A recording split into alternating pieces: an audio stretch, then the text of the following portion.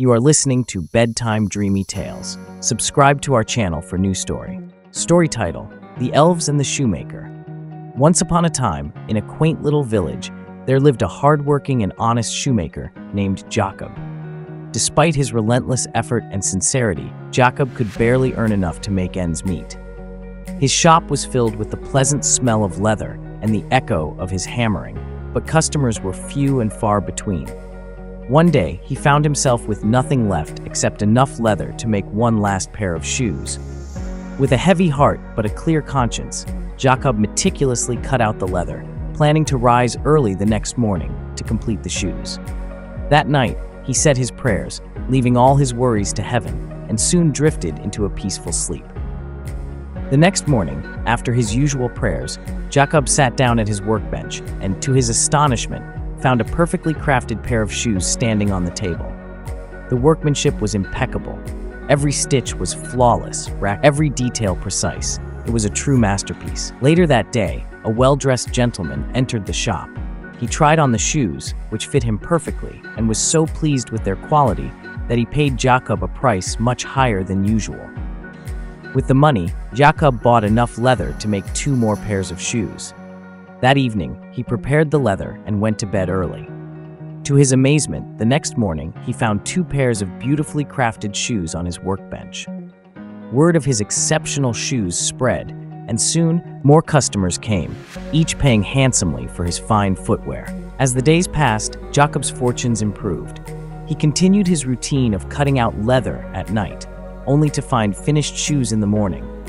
His wife, Martha, noticed the change in their luck and was equally curious about the mysterious helper. One evening, near Christmas time, as they sat by the fire, Jakob said to Martha, "I wish to discover who is aiding us. Let's stay up tonight and watch."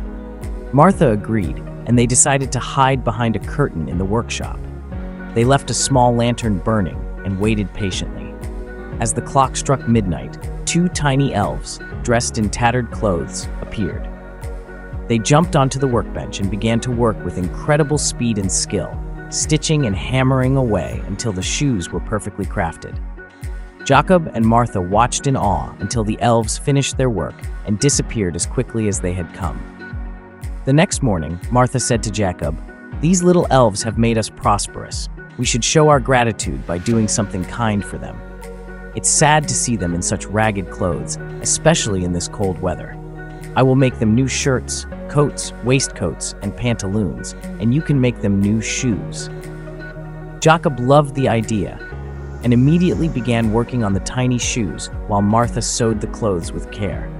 By Christmas Eve, everything was ready. They laid the clothes and shoes on the workbench instead of the usual leather and hid behind the curtain once more. At midnight, the elves appeared and were delighted to find the new clothes.